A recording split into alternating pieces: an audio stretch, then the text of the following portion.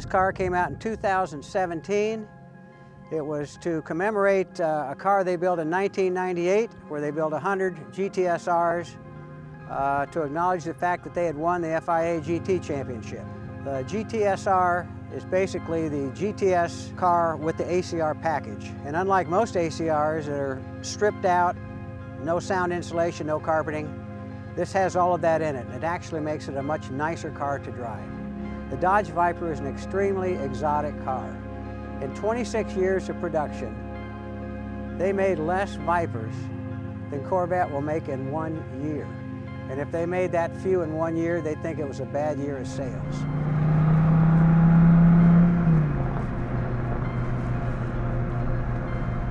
Back in the early 1990s, Bob Lutz was president of Chrysler Corporation, and he was a real sports car aficionado.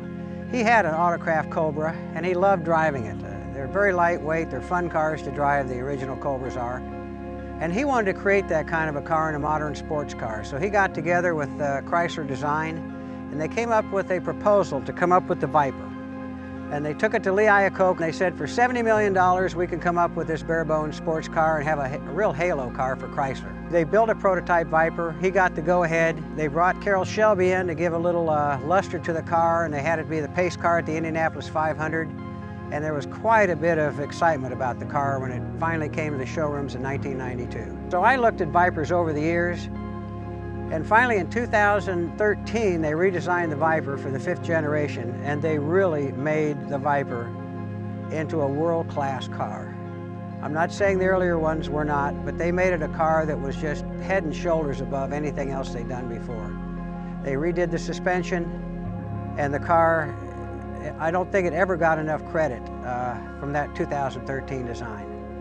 And the other thing, they always road tested the Viper against the Corvette, which is as I say, that's really not a fair comparison. The Corvette's a very broad range car. They intend to sell a lot of them. And the thing you love about a car like the Viper, it has an overwhelming personality. When you're in this car, you think you're riding along with the Incredible Hulk.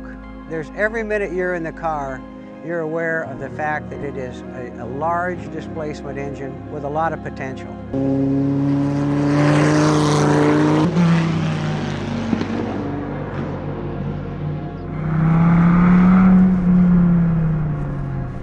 And it's a lot of fun to drive this car.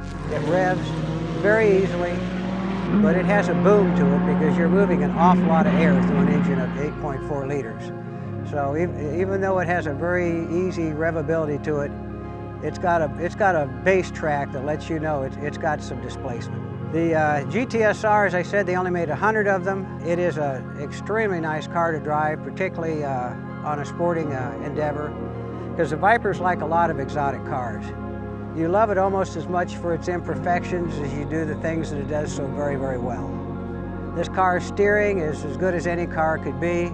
It's got good broad range torque. It's got 600 foot-pounds of torque, but at 5,000 RPM, so it's got to turn a little bit to really get on the power. The thing that makes a sports car so much fun like this is it's got a stick shift in it, which of course nowadays is very, very hard to get in any sports car. And the communication you have between yourself and the car with a stick shift when you're driving it is really unparalleled.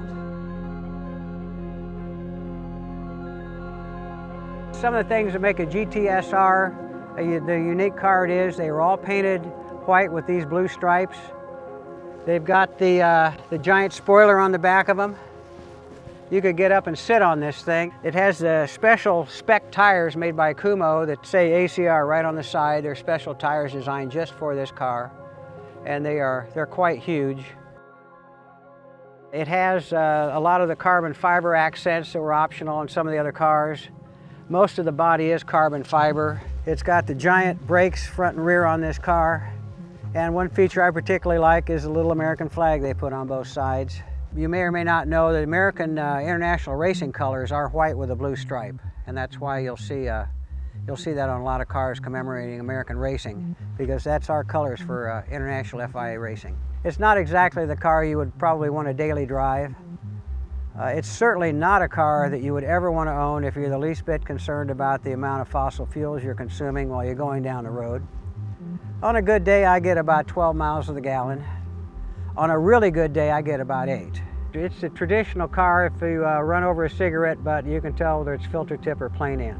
I think if you were really looking for a car you wanted to more daily drive and enjoy, any of the post-2013 Vipers would be a little more daily usable. But if you want a car that's truly bent on sporting intentions, if you want to feel, I want a race car that I can drive on the street, then you're looking at an ACR, because that's exactly what it is. It has manually adjustable shocks, 10-way compression and rebound. The spring towers are adjustable. You can set this car up any way you want. Dodge even has a YouTube channel on how to set up your ACR for the racetrack. If I could even get to 8/10 of its limits, I'd consider myself a hero. And so we're going to go out here and have a little bit of fun on the track, and I'm not even going to say we're going to probe its limits, but we're going to go out and have a little fun and give you a little feedback on how it feels on the road.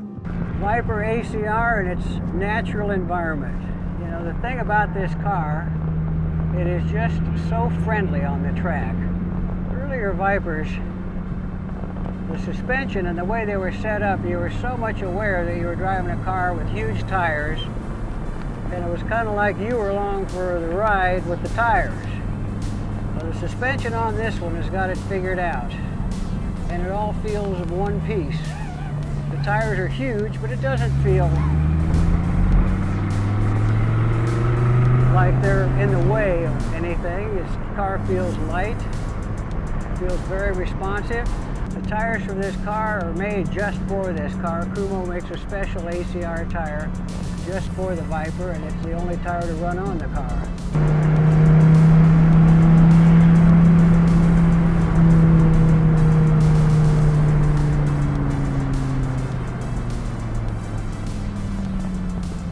The thing about the Viper with this torque, you can just leave it in gear and drive it like an automatic transmission. I've driven the whole course in third or fourth gear without even shifting.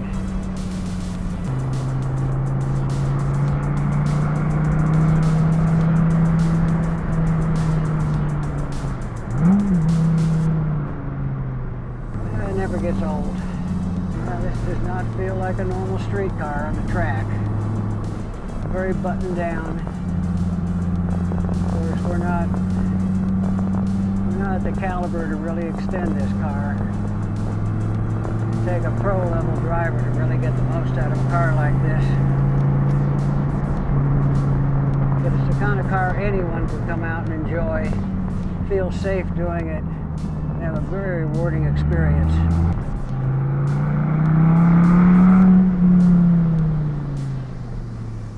All right, we had a great day today. Every day is a great day when you've got a Viper at your disposal.